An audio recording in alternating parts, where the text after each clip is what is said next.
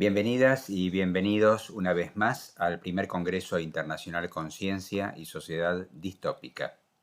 En esta oportunidad presentamos la ponencia que tan generosamente ha compartido con nosotros Carmelo Vizcarra.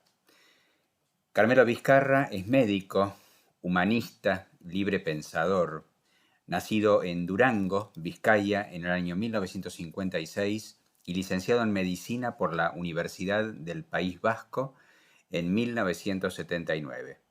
El doctor Carmelo Vizcarra aboga por una medicina integrativa, aquella que incluye todas las medicinas, una medicina humanista, la medicina con alma, la ars médica, que dirían los antiguos.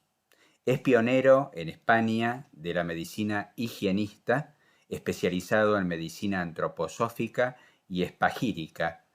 Es experto, asimismo, en terapias psicocorporales y referente en el ayuno terapéutico, práctica que considera terapia magna, el mayor método de curación. Su pasión es inspirar a otros seres humanos a despertar y activar sus capacidades de autocuración. Esta motivación llevó al doctor Carmelo Vizcarra a fundar el Centro de Salud Suaispe en 1988, un espacio de transformación, encuentro y sanación donde convertir el dolor en amor y la enfermedad en conciencia. Además, el doctor Carmelo Vizcarra ha impartido numerosas conferencias, cursos y formaciones y ha escrito varios libros sobre salud, medicina, alimentación, ayuno y emociones. Su mayor sueño es educar en salud e inspirar para que despertemos.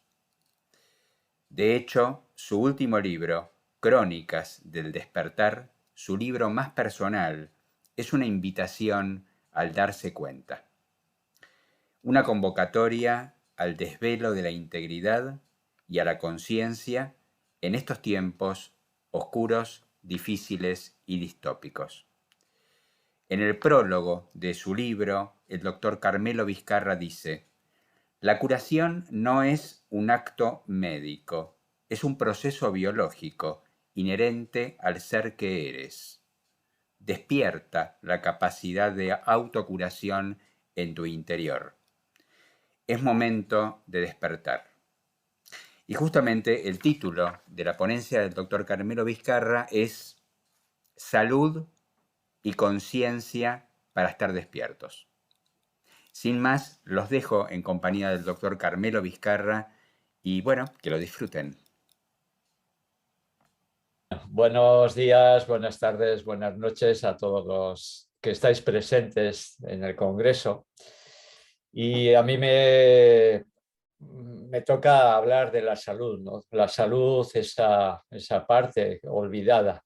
Yo me acuerdo que en cuarto de medicina yo estuve a punto de dejar la carrera porque había estudiado mucho la enfermedad, los síntomas de la enfermedad, el diagnóstico, el tratamiento, incluso con esa temeridad que da el desconocimiento, pues era capaz de hacer pronósticos que luego no se cumplían. Pero me di cuenta que no sabía nada de salud. Y entonces ese es un poco el proceso en el que yo estoy metido en los últimos 41 años desde que terminé la carrera de medicina en el año 79, aquí en el Hospital de Bilbao, pues me di cuenta de que lo importante es no la patogénesis, no el estudio de la enfermedad solo, que es una parte, sino la salutogénesis, como dice Aaron Antonovsky, salutogénesis. Yo una de las especialidades que trabajo es la medicina higienista dentro de lo que yo llamo la medicina tradicional de Occidente, ¿no? La medicina tradicional de Occidente, las escuelas de salud y todas las escuelas naturales hacia la salud son un poco las grandes olvidadas. Se ha estudiado mucho la enfermedad y la medicación y el tratamiento, pero cómo ir a las causas, a las verdaderas raíces de la enfermedad, no al virus, a las bacterias, a los hongos, sino por qué están estos elementos, estos microorganismos que pueden estar en equilibrio porque son parte del ecosistema, pero también pueden ser desorganizados por el uso y el abuso de antibióticos o de medicamentos, ¿no? Entonces, es nuestra actitud la que puede ser convertirnos en cazadores de microbios o co-creadores de salud. Para mí esa es la vía hacia la salud, ¿no? A mí me gusta decir mucho a las personas que vienen al centro donde yo trabajo que en vez de ser pacientes hay que convertirse en agentes o actuantes de los procesos de salud. Pacientes ante los síntomas desagradables, ante el dolor, ante el sufrimiento de la enfermedad, es importante ser paciente. Pero también es importante convertirse en agente, en actuante de esos procesos. Darme cuenta que desde el punto de vista de la higiene, de la verdadera higiene, si yo vivo de una manera determinada y continúo viviendo de la misma enfermedad, continúo viviendo de la misma manera, seguiré con la misma enfermedad. Entonces, un poco el ir a los factores de salud para aplicar, ¿no? Esos factores que para mí son importantes. La alimentación, el ayuno, que en los últimos tiempos ya se está reconociendo como terapia magna, la respiración profunda, o sea, yo puedo respirar lo justo para sobrevivir o lo suficiente para sobrevivir, pero no lo justo para vivir, ¿no? Entonces, un poco intento buscar esa parte. El ser humano no solamente vive, sino convive. Y además vive en el aire, no vive en la tierra. El ser humano nace con la primera inspiración y muere con la última expiración. Y en medio transcurre nuestra vida. Si la inspiración es profunda y la expiración es profunda igualmente, yo estoy inspirado al inspirar y yo soy espiritual, profundamente espiritual, al expulsar el aire, ¿no? Y cuando más profunda y consciente sea mi respiración, más profunda y consciente es la vida. Cuando yo estoy en ansiedad, en inquietud, tengo preocupación, tengo miedo, tengo rabia no expresada, pues todo eso se va traduciendo también en un proceso de disminución de la respiración. Entonces el ser humano vive según sea su respiración. Si esta es profunda, la respiración es profunda, pues la vida es profunda y larga. Y de la misma manera, si la respiración es corta y agitada, como en estos tiempos se están inoculando en nosotros ese tipo de respiración, pues la vida no tendrá otro remedio que ir hacia la ansiedad, hacia la angustia, hacia el miedo, hacia la preocupación, ¿no? Inoculando el miedo no se arregla la salud, ¿eh? Estamos en los tiempos de hacer una verdadera educación para la salud y que los hospitales sean, como su propia palabra dice, unos lugares hospitalarios donde la persona se sienta acogida, protegida, abrazada, ¿eh? Donde pueda haber mi sonrisa como médico para acompañarme en el proceso de recuperación, ¿eh? Balint, uno de los grandes médicos, dice médico-medicamento. La presencia del médico es muy importante a la hora de la curación, ¿eh? No se puede ayudar a una persona a teledistancia, ¿no? A distancia. Entonces, esa telemedicina, esa telemática que nos están intentando inculcar, no puede ser que el médico haga una consulta en ausencia, tiene que hacer una consulta en presencia, pero esa presencia total, en cuerpo, alma, espíritu, en pensar, en sentir, en querer ayudar a la persona, ¿no? No hay presencia si mi esencia no está presente en todo momento. La verdadera meditación del ser humano es estar aquí y estar ahora, hacer que mi esencia se vuelva presente. Yo que bebo de la tradición y que venero la tradición, porque como decía el gran pensador Eugenio Dors, lo que no es tradición es plagio. Tenemos que darnos cuenta que la medicina ha ido transformándose a lo largo de los tiempos y en un momento, a principios del siglo pasado, en vez de fijarse en médicos como asistentes de natura, asistentes de la naturaleza, pues empezaron a las compañías farmacéuticas, la Rockefeller incluido, como introducción económica, pues empezaron a potenciar las escuelas de medicina químicas y apartaron totalmente del sistema las escuelas de medicina natural. Y ahora, por ejemplo, en España, en nuestro país, estamos en el furgón de cola de ese proceso, ¿no? Yo me acuerdo que en la época de la República, antes de la dictadura de Franco, tanto en pedagogía como en medicina estábamos a la misma altura de Europa. Lo que pasa es que esos 40 años de dictadura nos sumieron en el furgón de cola, nos quedaron atrás y la medicina actualmente que se realiza en España no es una medicina con alma, sino es una medicina en ausencia, es una medicina donde lo importante es aliviar la enfermedad. Pero aliviar no es curar, aliviar es aliviar. La palabra curar viene del latín curare y curare en latín, curare significa cuidar. Entonces la propuesta de una medicina verdadera, de una higiene verdadera hacia la salud, es cuidarnos para curarnos. El médico no es más que el asistente de la naturaleza. El doctor no es más que aquel que ayuda a la persona a desplegar sus propias capacidades. La palabra doctor viene de docere. Docere en latín significa enseñar.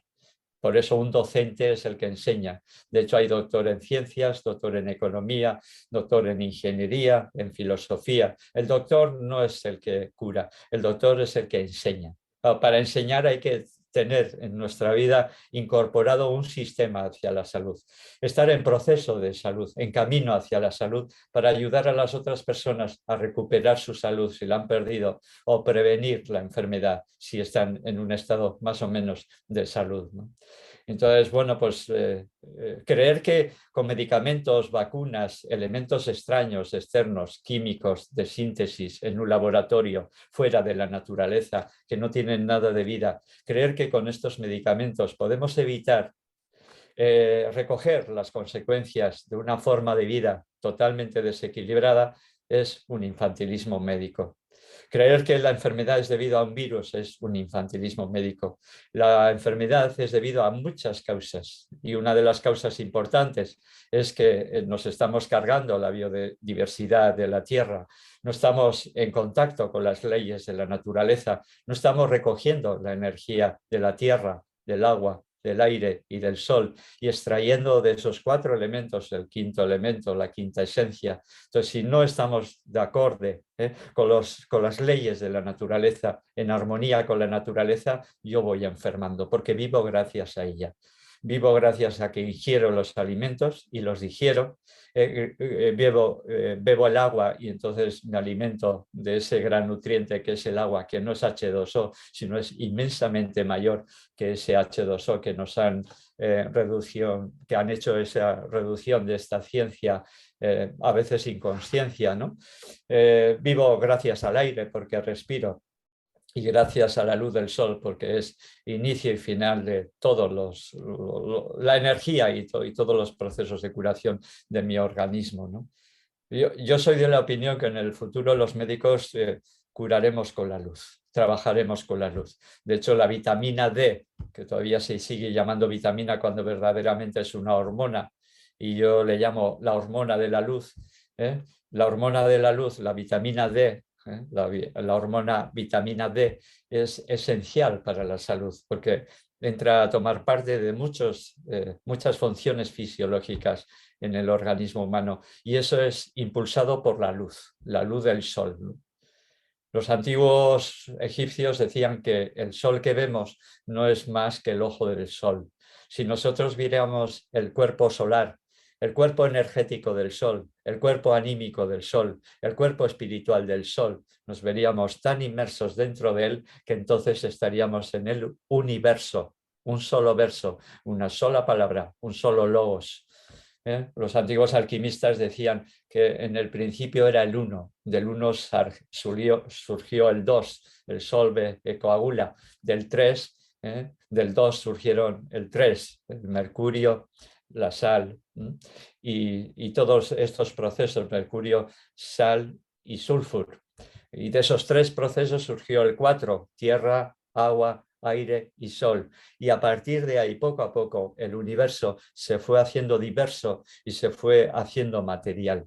Entonces, de alguna manera, estamos tan conectados al universo que nos hemos olvidado que somos parte de él. Entonces, si no respetamos las leyes de la naturaleza, si no respetamos las leyes del universo, los procesos del universo y nos desconectamos de él, enfermamos. Y si en vez de seguir un poco las leyes de cooperación humana, seguimos en la línea darwinista, que en este momento es imperante, seguimos esa línea de en vez de cooperación, competición, también enfermamos. Si competimos con los demás, si creemos que cualquier ser humano es fuente de contagio, si es una bomba biológica a punto de estallar a mi alrededor, si nos distanciamos, esto es algo que va a producir enfermedad. De hecho, todo esto que ha ocurrido durante estos 2 últimos años ya viene fraguándose durante muchos años, este distanciamiento, esta separatividad, ¿no? El ser humano, para mí personalmente, no solamente vive, sino el ser humano convive. Y yo que trabajo mucho desde el enfoque psicosomático, cuando el ser humano no vive, no convive, entonces se marchita, se seca y muere. Entonces la convivencia, la urdimbre afectiva, como decía el gran especialista en psicosomática, Roz Carballo, el gran médico humanista español Roz Carballo, la urdimbre afectiva, cuando una persona a nivel anímico se siente acompañado, se siente protegido, se siente en esa urdimbre afectiva, va desplegando en sí todas las capacidades de autocuración. Y los tiempos han sido justo lo contrario, el trato inhumano hacia los mayores. En vez de venerar una sociedad que debería de venerar a los mayores, a los ancestros, porque gracias a ellos tenemos una forma de vida más o menos holgada, más o menos cómoda. No nos falta la comida en general en Occidente, no nos falta una casa, no nos falta una familia. Vivimos de manera muy holgada en ese sentido, comparando a muchos millones de la Tierra. Entonces, eso es de agradecer a nuestros ancestros. Y todos nuestros mayores han sido tratados inhumanamente en los últimos tiempos, cuando han muerto en soledad. Y muerto en soledad es la peor de las muertes. Cuando una persona se muere y se deja morir acompañado de su sistema afectivo, es una muerte dulce, es una muerte agria o es una muerte ácida cuando una persona muere en soledad, totalmente separada de cualquier otra persona que le dé la mano o que le dé una sonrisa o que le quite el sudor o que le dé un poco de agua cuando quiere beber. Esa atención es importante, ¿no? La presencia del médico siempre estará ahí, siempre, siempre presente para ayudar a que la persona actualice las grandes potencialidades que hay en su interior hacia la curación. La labor del médico no es curar, la labor del médico es poner a la persona en contacto con sus propias capacidades de autocuración, que pueda desplegar sus cualidades, porque cada uno de nosotros hemos venido al mundo a eso, a desplegar nuestras calidades, a dar nuestro tono, nuestra música, nuestro arte, nuestra práctica, nuestra acción.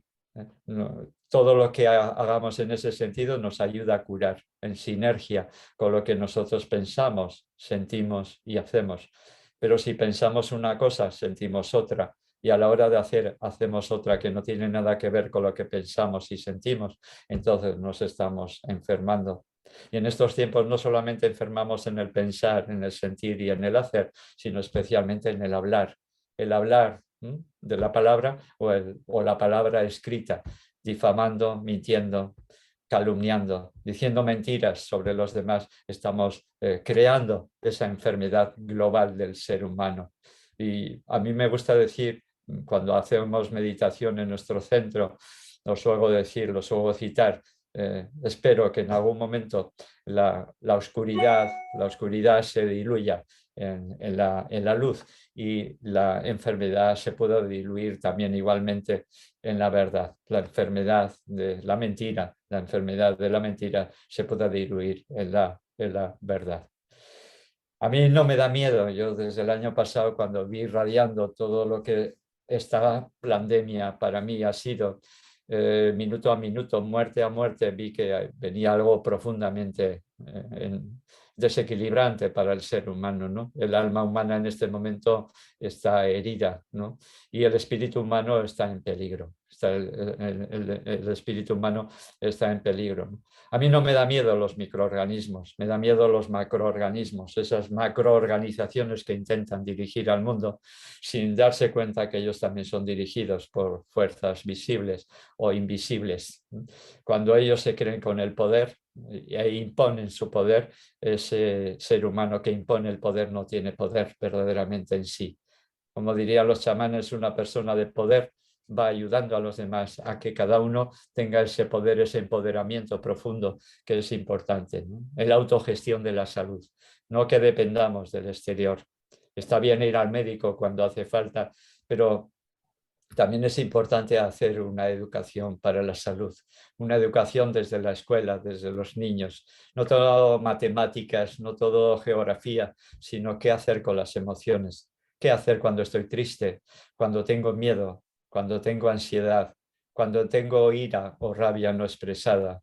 ¿Qué hacer en esos momentos para transformar ese dolor en amor y para que el contento y la alegría pueda surgir de esas emociones desequilibrantes, pero que al mismo tiempo son adaptativas? Una persona, un niño que durante estos tiempos ha perdido a su abuelo, por ejemplo, y ha muerto el abuelo, hay que ayudarle a que esa tristeza vaya poco a poco liberándose. Alexander Lowen, el de la bioenergética, dice que las lágrimas son como la lluvia de una tormenta, limpian el ambiente. Las lágrimas limpian al interior del ser humano, al interior de nuestros órganos. Un médico humanista, William Osler, en medicina se contempla el síndrome de Osler como un síndrome muy importante, médico, médico verdadero, verdadero, haciendo una medicina con alma. William Osler decía, los órganos lloran las lágrimas que no lloran los ojos. En estos tiempos tenemos que ver que para mejorar el diseño orgánico del sistema humano tenemos que ir en coordinación y en armonía con las leyes de la naturaleza, con los procesos del cosmos y con las leyes de cooperación humana. A partir de esa trimembración, el ser humano puede ir sanándose.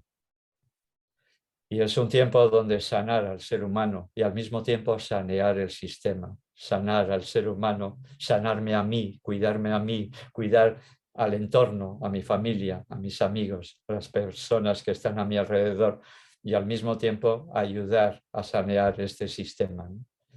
Porque si no vamos a ser parte de esa medicina proscrita en vez de una medicina prescrita por los médicos a nivel de medicación.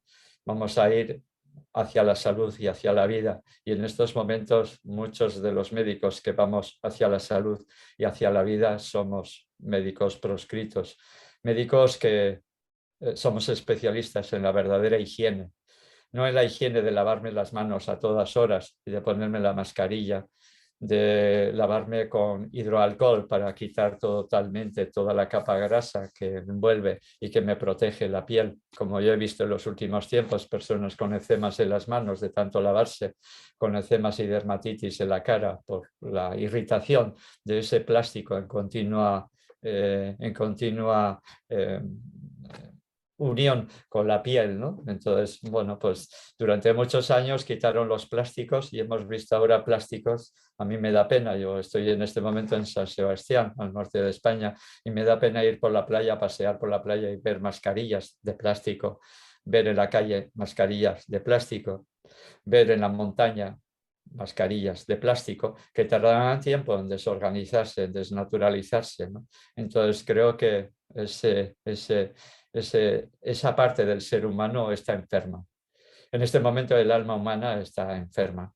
Lo que decía Wilhelm Reich, el grande, de los grandes entre la visión psicosomática, la plaga emocional del ser humano en este momento es muy grande. Y que incluso los que estamos intentando mantener la autoconsciencia y seguir siendo librepensadores en un momento donde intentan inocular el pensamiento único, a veces somos marginados por los demás y a veces incluso insultados o calumniados. Entonces es un dolor a veces darte cuenta que después de más de 40 años de trabajo hacia la salud, hacia la vida, haciendo que el ser humano sea coherente entre lo que piensa, lo que siente, lo que hace y lo que hable, pues a veces ser diana de muchos de esos malestares, de esas proyecciones de la persona que cuando está enferma, en vez de ver lo que está ocurriendo con su vida, proyecta a los demás y culpa a los demás de sus propios males, ¿no? Entonces estamos en el divide y vencerás y en este momento, como he dicho antes, está en juego el espíritu humano, ¿no? Entonces vemos a la persona no como un individuo. La palabra individuo viene de indiviso, algo que no está dividido, algo que está en coherencia entre el pensar, el sentir, el hacer y el hablar, ¿no? Para mí, que venero mucho la tradición, una tradición importante de los nómadas sanadores eran los esenios, ¿no? Los esenios decían con mucha notoriedad y con mucha humanidad que el ser humano tiene un cuerpo pensante, un cuerpo sintiente, un cuerpo haciente o un cuerpo actuante. Y ellos decían que la máxima expresión del cuerpo pensante es la conciencia, la máxima expresión del cuerpo sintiente es el amor. Y cuando la conciencia y el amor se unen, la máxima expresión del cuerpo haciente o del cuerpo actuante es la bondad. Y eso es importante a tener en cuenta. También en la antigüedad se decía que haya verdad en el pensar, belleza en el sentir y bondad en el hacer. Y eso es ir hacia la curación. Aliviar los síntomas con medicamentos, intentar evitar recoger las transgresiones de nuestra forma de vida en forma de enfermedades con las vacunas es una ilusión, pero es una ilusión ilusoria que nunca va a desarrollarse, porque las enfermedades de cada época, de cada lugar, están en concordancia con los hábitos de vida de esas personas de ese lugar. Entonces la enfermedad tiene que ver con los hábitos de vida, con la forma de vida, ¿no? Si mi vida es desequilibrante, yo voy hacia la enfermedad. Si mi vida es en esa unión con la naturaleza, con los procesos cósmicos y con las leyes de cooperación humana, yo voy hacia la salud y hacia la vida. Y entonces voy de alguna manera contagiando salud a todos los seres que hay a mi alrededor, porque yo tengo en duda todavía que los virus o las bacterias se puedan contagiar, pero verdaderamente lo que sí se puede contagiar, mis malos pensamientos, mis pensamientos de juicios, de críticas, de condenas, de suposiciones, de valoraciones sobre los demás. Para mí es importante en este momento, y todo meditador y todo buscador del silencio y de la quietud sabe que no hay que juzgar, no hay que criticar, no hay que hacer suposiciones, no hay que hacer valoraciones. Es decir, no hay que dejarse llevar por la mente rumiante, por la mente demente, ¿no? Para mí, cuando en los momentos máximos de quietud y de silencio de mi vida, cuando el tiempo y el espacio se vuelve infinito y eterno, la eternidad del tiempo y la infinitud del espacio, entonces me doy cuenta que el exterior y el interior es uno y los demás son parte de mí. Solamente un iniciado como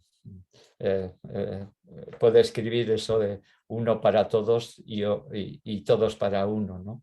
Eso es algo que solamente un iniciado puede escribir en ese gran libro que es Los Tres Mosqueteros, ¿no? Entonces, cuando alguien dice eso, es que es alguien que sabe ver que los demás no son más que parte de mí y que yo soy parte de ellos. Y que cuando la mente entra en quietud, no en dualidad, sino en quietud, el exterior y el interior se vuelven uno. El microcosmos y el macrocosmos es exactamente lo mismo.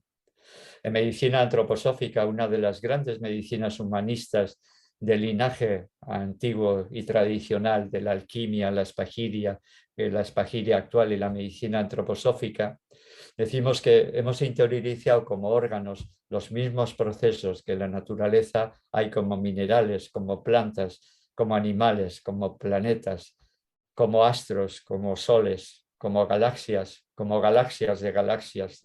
Verdaderamente somos polvo de estrellas, somos polvo de estrellas.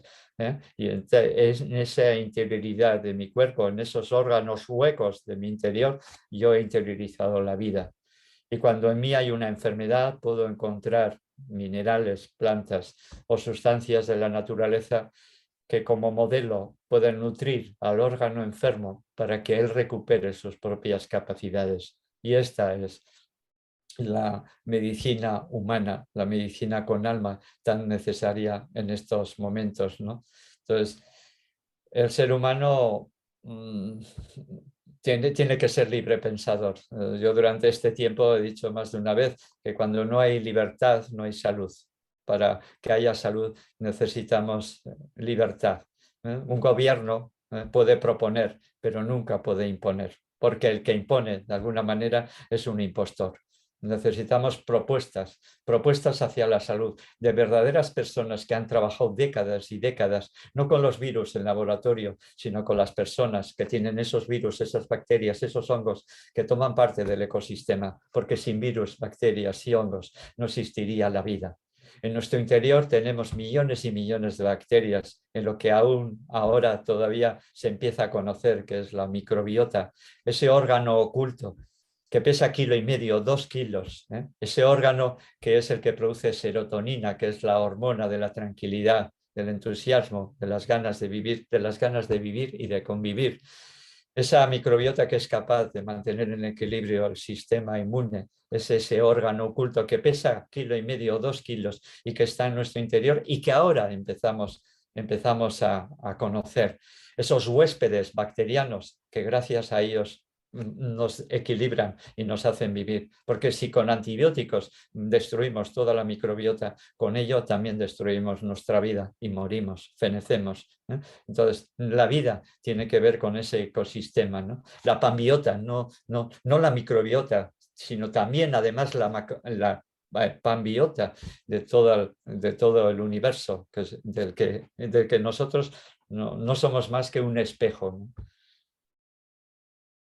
Cuando tú naciste, en el día que naciste y en el lugar que tú naciste, en el momento de nacer, tu alma era un reflejo de todo el espíritu universal, de todos los astros, de todos los planetas, de todas las estrellas que en ese momento reflejaban el cielo en un proceso determinado. Y tú naciste en ese lugar y en ese momento, haciendo una fotografía como en un negativo, hacías un reflejo como en un espejo, toda esa universalidad de la que somos, ¿no? Somos verdaderamente un espíritu coagulado cuando forma nuestro cuerpo, ¿no? Es muy bonito cuando Teresa de Ávila, desde su misticismo tan profundo, dice que cuidemos nuestro cuerpo para que el alma se sienta a gusto en él. Ese secreto que es el alma, que los antiguos griegos llamaban psique o psique, ¿no?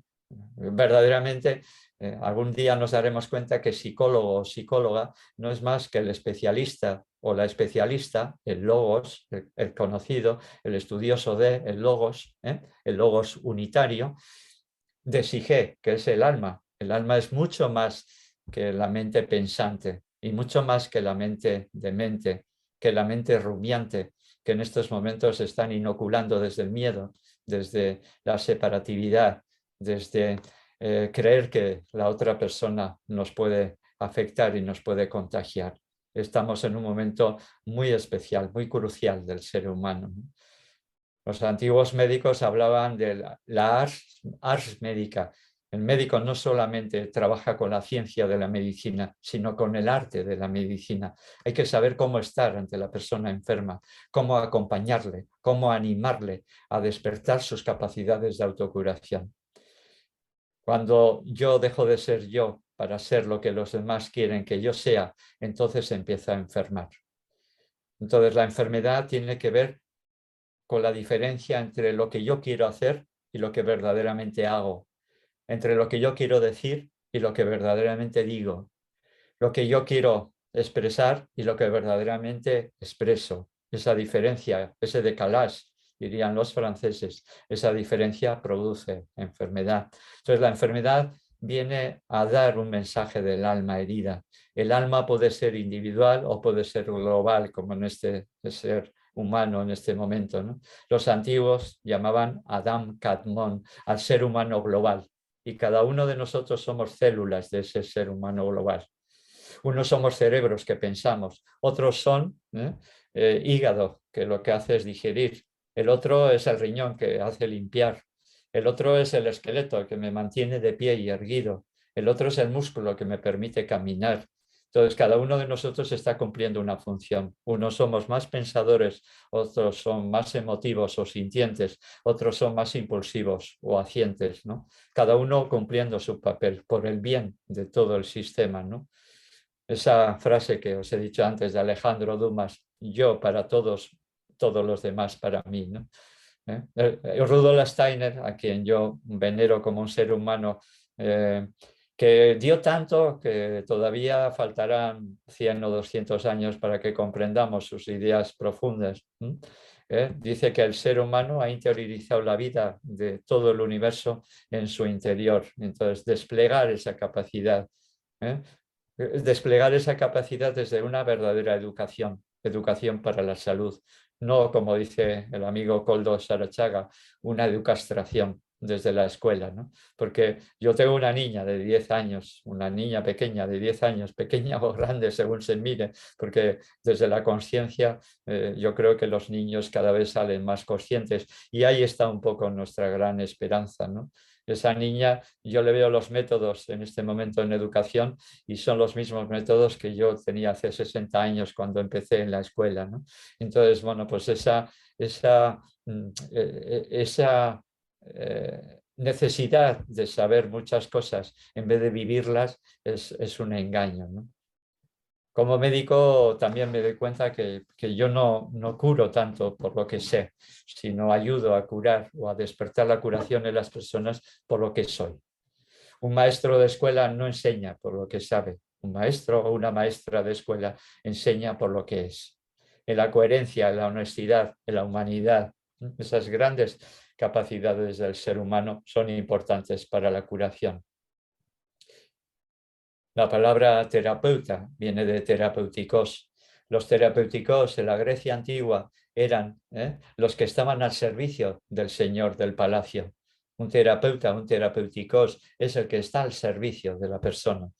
Ya de por sí somos privilegiados cuando alguien en la consulta nos dice sus intimidades, o como esa frase que para mí es momento de oro, cuando alguien me dice, mira, esto no se lo he dicho nunca nada a nadie y te lo voy a decir, se lo voy a decir, señor doctor, a veces, ¿no?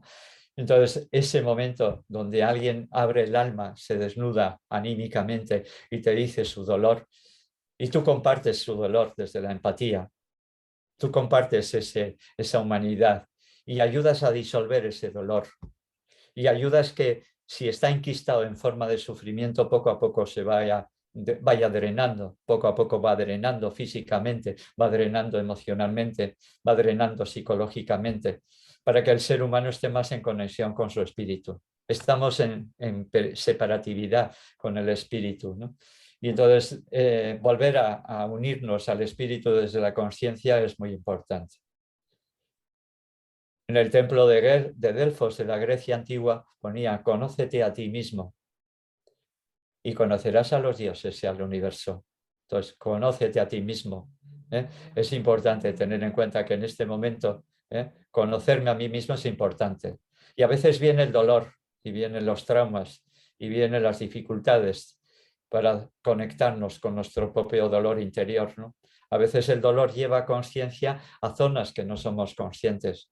En este momento el dolor es humano, creado, sembrado, inoculado por alguien que ha perdido el alma humana y que está siendo movido por los títeres de las fuerzas invisibles que están intentando que el planeta Tierra sea un planeta en la oscuridad, un planeta a falta de luz, ¿no? Entonces, en este momento creo que en nuestro alrededor, nuestro espíritu de curación es ayudar a las otras personas a ser mejores personas, a ser lo que ellos son. Porque después de 41 años trabajando semana tras semana con miles de personas, puedo decir que en esencia el ser humano es algo muy grande, muy grande. Lo que pasa es que no nos lo creemos. Y como no nos lo creemos, estamos siempre movidos por otras fuerzas que intentan que el ser humano no sea consciente de lo que él es. Y como decía Naomi Klein, en este momento estamos en la doctrina del shock. O sea, estamos chocados, estamos abducidos en nuestra mente. Hemos dejado de pensar por nosotros mismos y somos pensados por los medios de comunicación o de incomunicación de masas. Yo hace poco se me ocurrió esta idea de decir, Internet no es Internet. Internet, algo que va inter, es algo que te conecta contigo mismo, que me conecta conmigo mismo. Internet se debería llamar externet, porque nos saca de nosotros, nos descentra, nos saca al exterior. No es Internet, es externet.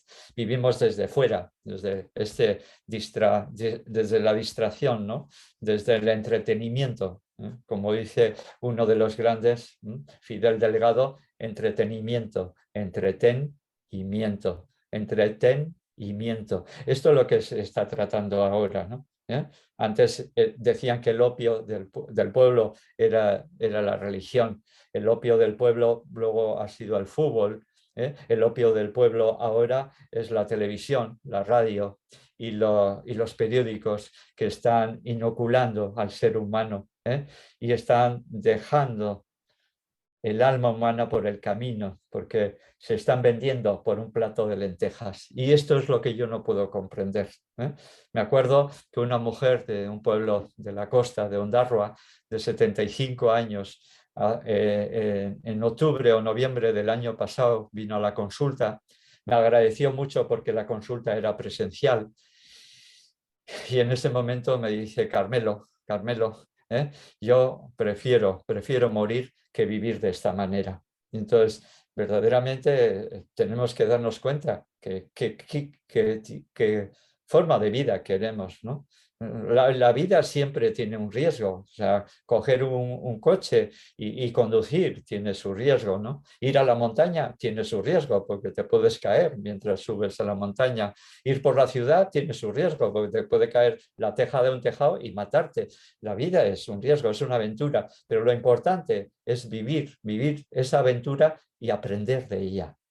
Como dice Constantino Cavafis en ese gran poema Viaje a Ítaca, Ítaca ya te ha dado un regalo, te ha dado el viaje y te ha dado la capacidad de aprender de ese viaje. Y a veces desde el dolor, porque el dolor nos va puliendo, el dolor va abriendo nuestra alma y en este momento cuando te ha dolido la vida, entonces tú te puedes convertir en un buen médico, en un buen sanador, en un buen maestro de escuela, en buen asistente social, alguien que ayuda a los demás, ¿no? El que le ha dolido la vida puede tener empatía por el dolor de los demás, ¿no? Y esto es importante a tener en cuenta. Con mucha frecuencia en las actividades, cuando yo hago en grupo, porque a mí me encanta trabajar el grupo, el alma de grupo, les suelo decir que esa frase que a veces decimos, vive y deja vivir, es frase del pasado. Vive y ayuda a vivir sería la frase más ajustada en este momento. Esa frase es curativa. La palabra curar, desde el latín, la palabra curar viene del latín curare, y curare significa cuidar. Por eso la propuesta de una de las medicinas que yo trabajo, la medicina higienista, el higienismo o la higiene vital, la propuesta es cuidarnos para curarnos. Entonces, esa es nuestra escuela de salud.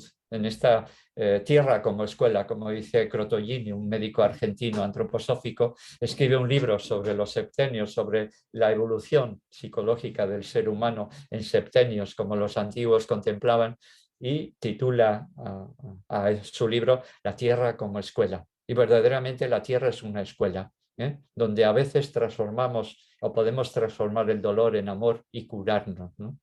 Entonces, el dolor a veces saca a la luz nuestras sombras. El dolor de la globalidad de los seres humanos en este momento está sacando a la luz las sombras del inconsciente colectivo del ser humano, con tanto miedo, con tanta angustia, con tanta tristeza, con tanto dolor, con tanta enfermedad, que ya es hora de que nos planteemos no volver a la anormalidad anterior, sino buscar un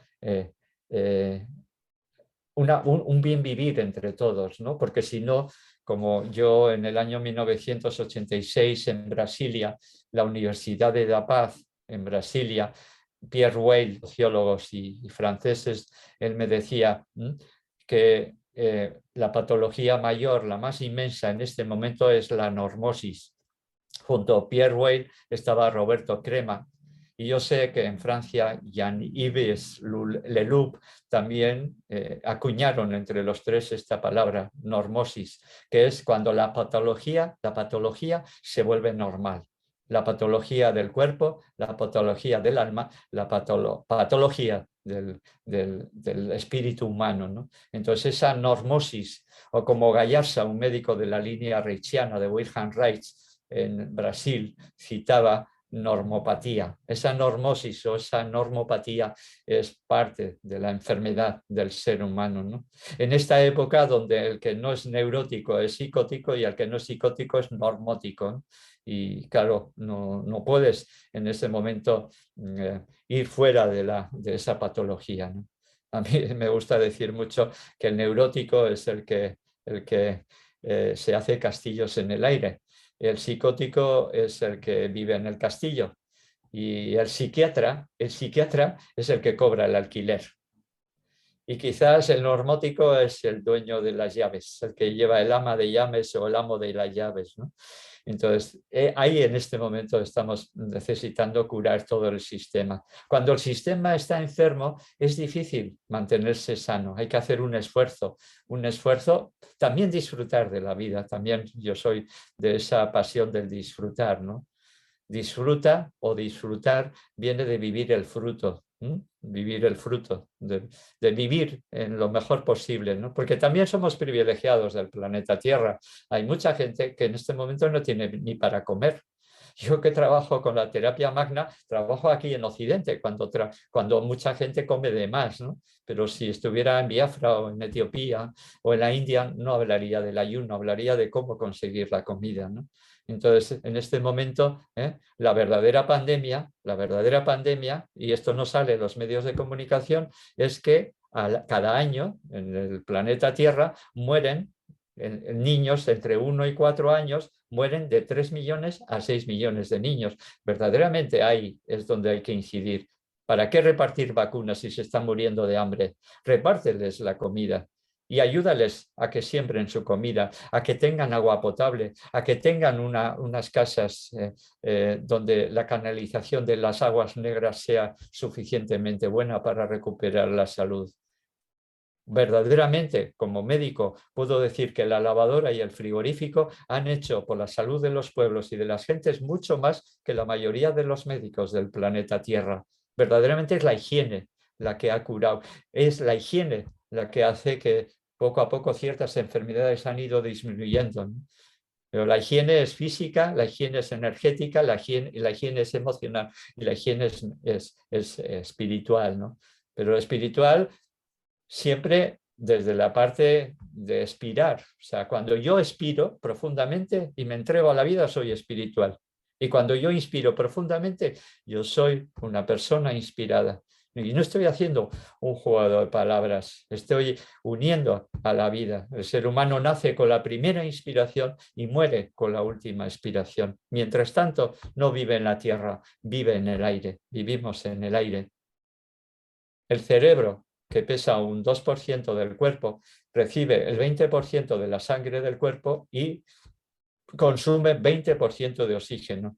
Y cuando más oxígeno consumo, cuando más oxígeno inspiro a través de una respiración consciente y profunda, soy más consciente. La mente es más consciente cuando respiro. Y cuando pongo una dificultad en la respiración y hago que esa respiración en forma laminar cuando no hay algo que obstruya, se convierta en un flujo turbulento porque he puesto algo que obstruye la entrada del aire, ese flujo turbulento va a hacer que no llegue tan profundamente en mis pulmones el aire que respiro. Entonces, quitar cualquier traba a la respiración es importante en este momento. Mascarillas o más baratillas, me da igual. Todo esto es un flujo turbulento que hace que y al inspirar el aire no entre tan profundamente en mis pulmones como cuando inspiro haciendo meditación, haciendo yoga, contemplando y paseando en la naturaleza, respiro profundamente sin ninguna traba, porque ese flujo laminar hace que entre profundamente los pulmones. Cualquier obstrucción, como una piedra, un pedrusco en medio de un flujo de agua, hace que haya corrientes en forma de torbellinos turbulentos, pues también de la misma manera cualquier dificultad, cualquier traba en nuestra inspiración hace que el flujo sea turbulento y no llegue tan profundamente en los pulmones, ¿no? Entonces, el ser humano en este momento quizás también estamos recogiendo. Yo no sé lo que ha pasado, porque algo ha transformado al ser humano, pero quizás estamos recogiendo lo que hemos sembrado. Lo que hemos sembrado a nivel individual, a nivel colectivo, a nivel global, a nivel de todo el planeta Tierra, ¿no? Entonces, cuando yo no tengo en cuenta la comida y como demás, me tengo que dar cuenta que hay alguien quizás en otro lado del planeta Tierra que igual no tiene para comer. Y yo soy parte responsable. Por supuesto es más responsable el que más tiene poder, o el que cree que tiene poder, o el que está manipulado por el verdadero poder a la sombra, ¿no? Pero yo también tengo mi responsabilidad. O sea, si mi actitud es curativa, si mi actitud es la de proponer, no la de imponer, entonces voy ayudando a la curación. En mi consulta no puedo imponer a la otra persona lo que tiene que hacer. Yo le puedo informar, le puedo decir mi experiencia y a partir de ahí la persona decide por sí misma qué tipo de terapia utilizar y va a comprobar cuál es la mejor para él, ¿no? Pero esa terapia que le ayuda a desplegar sus capacidades de autocuración, ¿no? Este es un poco en ese proceso, ¿no? En realidad no es transmitir convicciones, no es imponer, sino es despertar capacidades desde la escuela, ¿no? Que no seamos analfabetos emocionales, que no seamos indigentes emocionales, porque somos indigentes emocionales. Llevo décadas viendo, no meses ni años, décadas, casi 40 años viendo lo indigentes emocionales que somos en nuestro interior. Entonces, a partir de ahí, intentar que pueda nutrir a mi indigente en mi interior para que la salud pueda entrar dentro de mí, ¿no? Entonces, eh, eh, soy alguien que soy responsable, no culpable, soy responsable de cuidarme para curarme, porque nadie desde fuera me puede curar. Ningún médico, por muy título de premio Nobel que tenga, me va a curar. Solamente puede ponerme en contacto con mis propias capacidades de autocuración y puede ayudarme a desplegar mi capacidad, ¿no? Pero siempre en presencia, no en ausencia.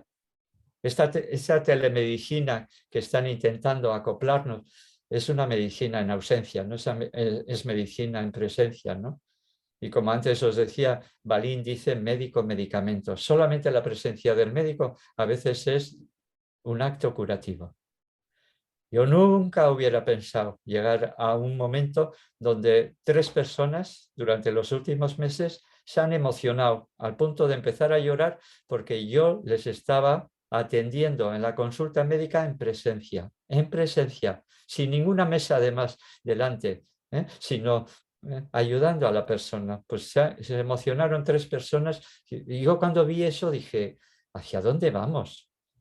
Yo soy médico y como médico tengo que hacer honor a mi profesión, ¿no? Y mi profesión me dice que esté delante de las personas enfermas. Si he estado durante muchos años con personas que han sido VIH positivos, con tuberculosis, con sífilis, ¿por qué no estar en estos momentos ante algo que es mucho más suave que cualquiera de esas enfermedades?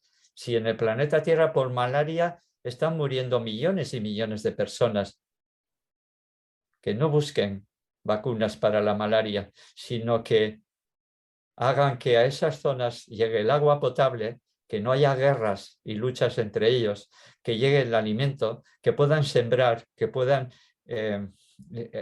poner el agua en movimiento para que pueda llevar el agua a los sembrados y puedan ellos mismos cultivar, porque son ellos los que tienen que autogestionar su vida y su salud. Cuando más se concentre en la pirámide, más arriba, el de arriba, más va a imponer a los de abajo. Esto es diferente a las jerarquías espirituales. Los antiguos hablan de 3 jerarquías espirituales. Las jerarquías espirituales, en las jerarquías de los mundos, el que está más arriba es servidor, más servidor todavía de los que está abajo. Pero los seres humanos hemos confundido. Vamos pisando a los otros y vamos subiendo en el escalafón o en el escalón, y una vez arriba creemos que tenemos el derecho de imponer a los demás. La persona con poder no impone, la persona con poder propone, la persona con poder apoya, acompaña a que la otra persona también adquiera su propio poder. Solamente el que no tiene poder en sí mismo intenta imponer. Y estamos confundiendo a la gente en ese sentido, ¿no?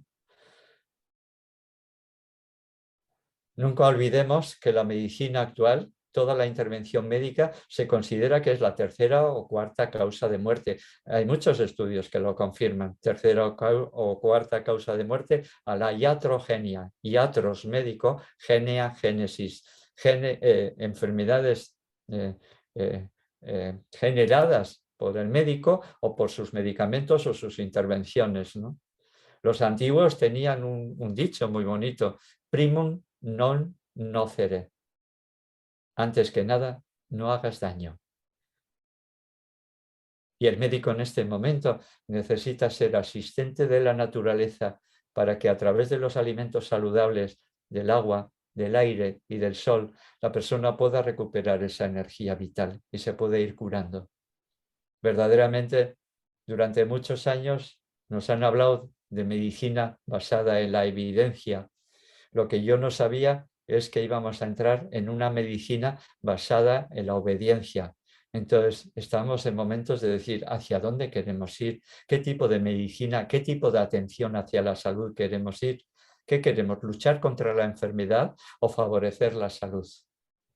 La higiene vital, el higienismo o la medicina higienista, desde 1823, cuando Isaac Jennings, médico, él dijo que lo importante no era luchar contra la enfermedad, sino favorecer la salud. Desde ahí, la escuela higienista, la higiene vital en Europa, ha sido una de las escuelas que más ha abogado por favorecer la salud, aplicar los factores de salud, hacer una educación para la salud, desde las escuelas hasta las facultades de medicina, pasando por los medios de información. Es lamentable ver la televisión. Yo hace 2 años que no la veo, no puedo verlo ni quiero verlo, no oigo la radio, no leo periódicos, porque no quiero que me contaminen. Y además nunca he tenido miedo, ni un solo minuto de miedo, ni un solo segundo, pero sí tuve rabia en principio, en febrero, marzo del año pasado, cuando decía: con medidas contra la salud no se puede favorecer la salud.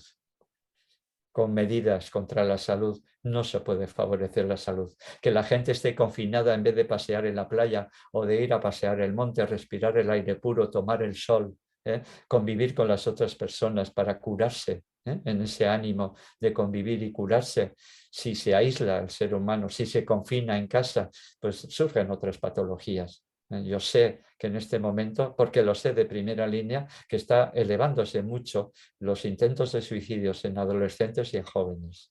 Es normal. Si se les culpabiliza de todos nuestros males, y ¿de qué vamos? Si siempre culpabilizamos a nuestros jóvenes, pues es la manera mejor de controlarlos.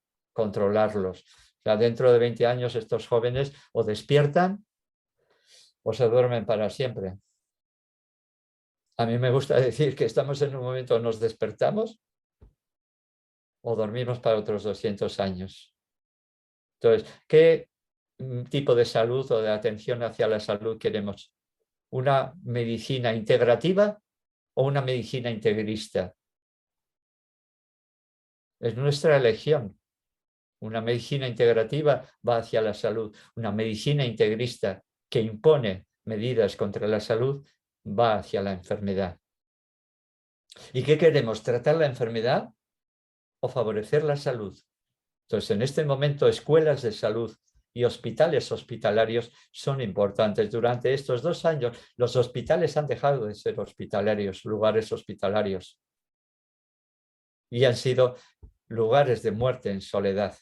Y ese tránsito por la puerta del umbral de la muerte ha sido en angustia, en ansiedad, en soledad y en miedo. Y entonces eso no es un sistema saludable, no es un sistema sostenible, es un sistema enfermo, es un sistema de enfermedad, que potencia la enfermedad, ¿no? Entonces, ¿queremos una medicina basada en la obediencia o una medicina basada en la conciencia? Ya no es en pruebas científicas, porque sabemos que muchas de las revistas científicas están compradas. Entonces ya no es cientifismo, ya no es ciencia lo que se está haciendo cientifismo. Se está comprando el poder de las farmacéuticas. ¿Qué queremos? ¿Farmacia? Que es importante, los medicamentos son importantes. Yo soy médico, yo puedo utilizar un analgésico, puedo utilizar un ansiolítico cuando una persona no puede más, pero sabiendo que esto va a aliviar, pero no va a curar, ¿no? ¿Qué queremos? ¿Dar lugar a una farmacia sostenible o una farmacia que destruye, ¿no? Está en nuestras manos, somos nosotros los que estamos poniendo la intención. Y cuando yo pongo la intención y mi intención se une con el intento del universo, como dicen los chamanes, entonces algo cambia en la conciencia humana. Y entonces poco a poco la conciencia puede ir hacia la luz y poco a poco la conciencia irá hacia la salud, ¿no?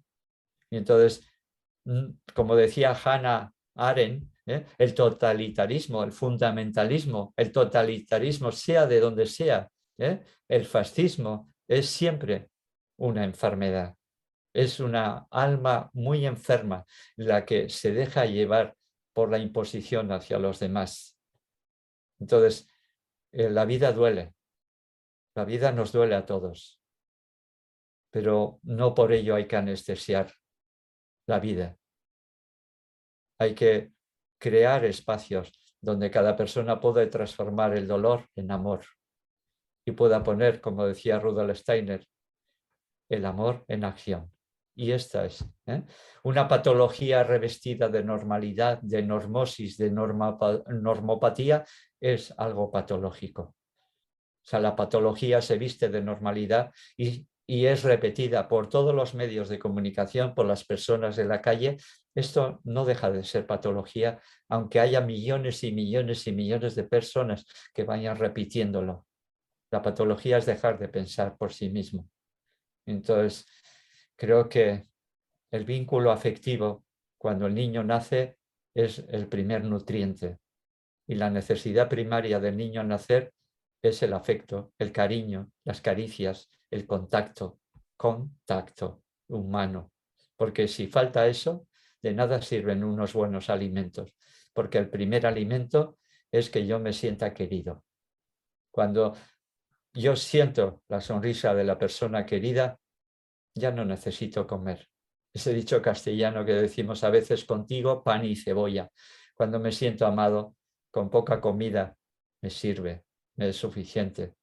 Cuando siento en desamor, en desencuentro, en soledad, intento comer y comer y comer para tapar las faltas, las angustias, la ansiedad, el miedo, la preocupación. Y por eso a mí me suele gustar decir que hay que llenarse de vida para no tener que llenarse de comida, llenarse de vida para no tener que llenarse de comida.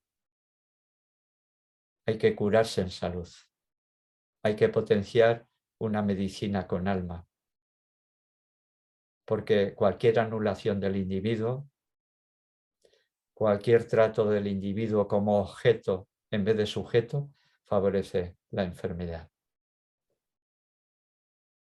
Y el frío social, el distanciamiento, va a hacer que el alma humana se vaya congelando, a menos que le demos ese calor humano tan necesario en este momento.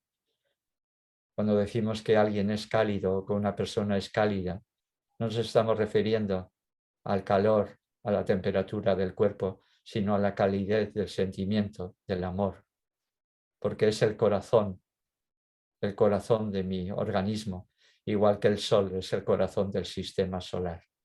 Ese sol ahí arriba y ese corazón en mí no son más que las mismas signaturas, como decían los antiguos verdaderos sanadores de la alquimia, de la espagiria, antiguos sanadores que eran asistentes de la naturaleza, y no querían mejorar la naturaleza, sino querían unirse a las fuerzas de la naturaleza para potenciar la salud. Y para ir terminando, decir que en este momento hay demasiados aprendices de brujo, expertos que no dan la cara, expertos que no han visto a los seres humanos en la enfermedad, aunque hayan visto 20 años a los virus en un laboratorio, no saben nada de lo que hacen esos virus en la salud y en la vida. Cuando la persona enferma, aparecen los virus. No son los virus los que crean la enfermedad, sino primero aparece la enfermedad y luego aparecen los virus.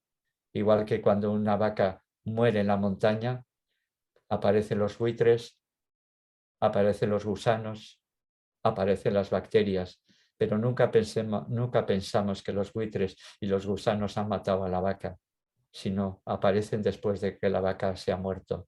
Y cuando las células se mueren, aparecen ciertos microorgánulos, como decía Antoine Béchamp, maestro de Pasteur. Antoine Béchamp decía que esos microcimas son los que desorganizan la materia. Y lo importante es cuidar el terreno, no ser cazadores de microbios, porque cada microorganismo en un ecosistema en salud está manteniendo el equilibrio. Lejos de favorecer este efecto opiáceo de los miedos de comunicación, creo que es momento de despertar. Y os doy las gracias desde este lado a todo lo que estáis haciendo desde el Congreso, a todos los participantes, sin decir nombres, a todo el alma de vuestro grupo, con lo que yo me siento muy afín y en sinergia, y pues, que siempre sepáis que tenéis mi apoyo hacia una curación del ser humano y hacia una curación del sistema humano. Sanar al individuo humano, sanar el sistema humano. Que podamos unir nuestras fuerzas hacia la luz, porque tarde o temprano este planeta será un planeta de luz, más en armonía con todos los planetas de este sistema solar, muchos de ellos con mucha más luz que nosotros. El planeta Tierra quizás es uno de los más retrasados en este momento, donde las sombras parece que van cogiendo terreno a la oscuridad, cogiendo terreno a la luz.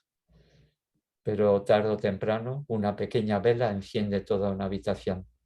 Tarde o temprano la oscuridad se diluirá en la luz. La enfermedad se diluirá en la salud. Potenciemos la salud de las gentes, potenciemos la salud de los pueblos y ayudemos a que cada uno se autogestione la salud, se autogestione la vida y que no dependamos de individuos que imponen. Porque la propuesta es cuidarnos para curarnos. Siempre cuidarnos para curarnos. Gracias, saludos, salud os para todos los asistentes a este congreso y mi ánimo para seguir difundiendo la luz y la salud, que es lo mismo. Muchas gracias por estar ahí.